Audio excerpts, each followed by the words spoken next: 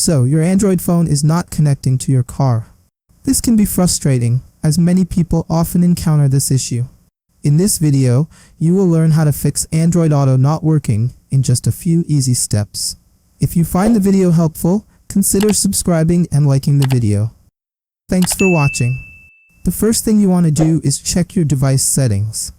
To do that, swipe down your screen from the top right to access the notification panel. Then you want to tap on the settings gear icon.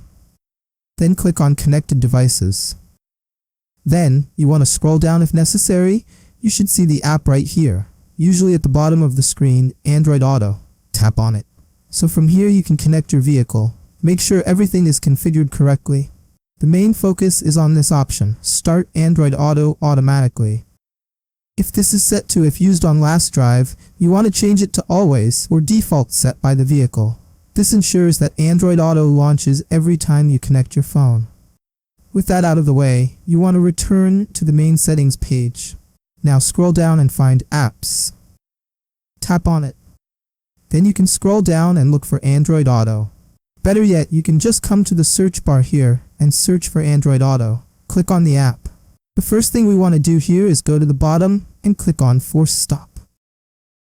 Next, we want to tap on Permissions. You want to make sure all permissions are allowed and there are no denied permissions. If there are any permissions denied, you want to allow that permission. Without these permissions, Android Auto may not function properly. After confirming that all permissions are allowed, go back and scroll down till you see Storage. Tap on it. Go to the bottom here and click on Clear Cache. Next, click on Clear Data and then Delete. After all that is done, you want to restart your phone.